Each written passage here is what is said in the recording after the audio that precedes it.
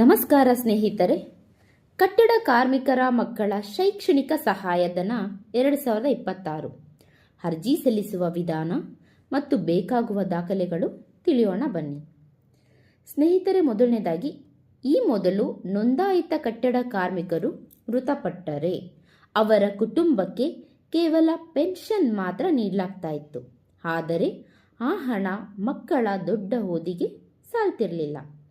ಇದನ್ನು ತಿಳಿದ ಕಾರ್ಮಿಕ ಮಂಡಳಿ ಇದೀಗ ಮೃತ ಕಾರ್ಮಿಕರ ಮಕ್ಕಳ ಸ್ನಾತಕೋತ್ತರ ಪದವೀಧರೆಗೆ ತಗಲುವಂತಹ ಶೈಕ್ಷಣಿಕ ಧನವನ್ನು ತಾನೇ ಭರಿಸಲು ನಿರ್ಧಾರ ಮಾಡಿದೆ. ಹಾಗಿದ್ರೆ ಯಾರಿಗೆ ಈ ಸೌಲಭ್ಯ ಸಿಗಲಿದೆ ಅಂದರೆ, ಕಾರ್ಮಿಕ ಮಂಡಳಿಯಲ್ಲಿ ಅಧಿಕೃತವಾಗಿ ಲೇಬರ್ ಕಾರ್ಡ್ ಹೊಂದಿದ್ದ ಕಾರ್ಮಿಕರಾಗಿರಬೇಕು.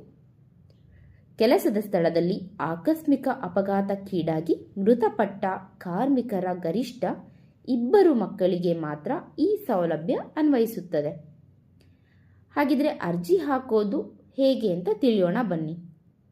ಅರ್ಹ ವಿದ್ಯಾರ್ಥಿಗಳು ಅಗತ್ಯ ದಾಖಲೆಗಳನ್ನು ಇಟ್ಕೊಂಡು ತಮ್ಮ ಮೊಬೈಲ್ ಮೂಲಕವೇ ಸೇವಾ ಸಿಂಧು ಪೋರ್ಟಲ್ನ ಪ್ರವೇಶ ಮಾಡಿ ಆನ್ಲೈನ್ನಲ್ಲಿ ಅರ್ಜಿಯನ್ನು ಸಲ್ಲಿಸಬಹುದು. ಆನ್ಲೈನ್ ಗೊತ್ತಿಲ್ಲದೆ ಇರುವವರು ಹತ್ತಿರದ ಗ್ರಾಮ 1 ಕೇಂದ್ರಕ್ಕೆ ಭೇಟಿ ನೀಡಿ ಹೆಚ್ಚಿನ ಮಾಹಿತಿಯನ್ನು ಪಡೆದುಕೊಂಡು ತಾಲೂಕಿನ ಕಾರ್ಮಿಕ ಇಲಾಖೆಯ ಕಚೇರಿಯನ್ನು ಸಂಪರ್ಕಿಸಬಹುದು. ಇಲ್ಲಿ ಗರಿಷ್ಠ 2 ಮಕ್ಕಳಿಗೆ ಮಾತ್ರ ಸೌಲಭ್ಯ ಸಿಗಲಿದೆ.